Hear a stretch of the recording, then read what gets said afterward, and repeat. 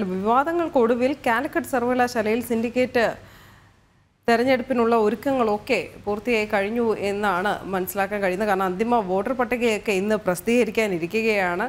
ഈ പ്രധാനമായും സർവകലാശാലകളിലെ കമ്മ്യൂണിസ്റ്റ് വൽക്കരണം ഇത് അവസാനിപ്പിക്കണമെന്നാവശ്യപ്പെട്ടുള്ള ജനകീയ കൺവെൻഷൻ ഇന്ന് കോഴിക്കോട് നടക്കുന്നുണ്ട്.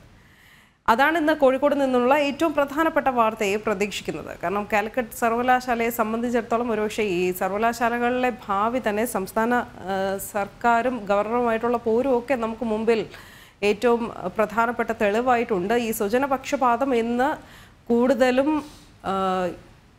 ആരോപിക്കപ്പെടുന്ന സംസ്ഥാന സർക്കാരാണ് ഇപ്പോൾ ഉള്ളത്. നമ്മൾ ഈ സർവകലാശാലകളിലെ നിയമനവുമായി ബന്ധപ്പെട്ട് അത് നിരന്തരമായി കണ്ടുവന്നതുമാണ്. സർവകലാശാലകളിൽ മാത്രം ഒതുങ്ങുന്നില്ല ഈ ആരോപണമെങ്കിൽ തന്നെയും.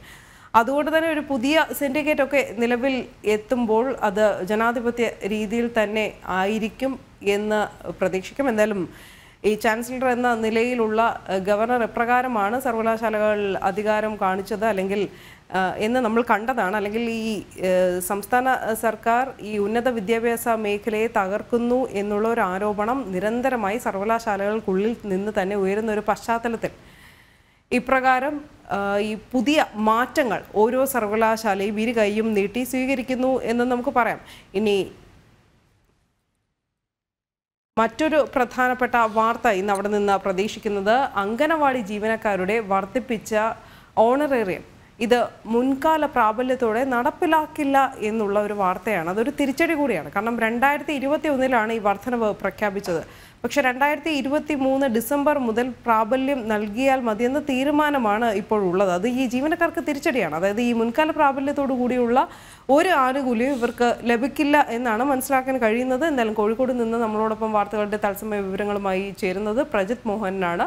Prajith, good morning. എന്തായാലും രണ്ട് വാർത്തകൾ ഏറ്റവും പ്രധാനപ്പെട്ടതായി എടുത്തു പറയേണ്ടിയിരിക്കുന്നു. ആദ്യം കാലിക്കറ്റ് സർവകലാശാലയിൽ നിന്ന് നമുക്ക് ആരംഭിക്കാം.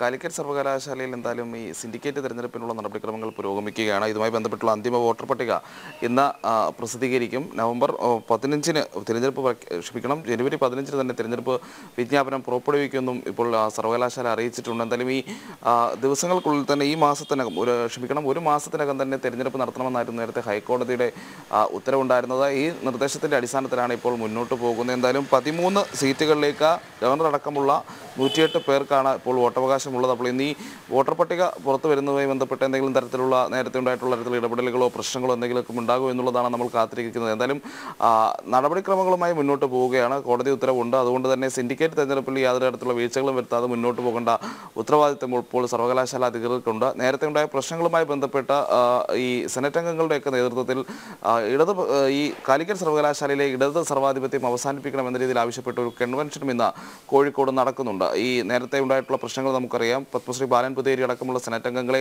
കോഴിക്കോട് യൂണിവേഴ്സിറ്റി ഈ സെനറ്റ് യോഗത്തിലേക്ക് പങ്കെടുപ്പിക്കാതിരിക്കുന്ന രീതിയിലുള്ള പ്രവർത്തനങ്ങൾ SFIയുടെ ഭാഗത്തു നിന്നുണ്ടായി.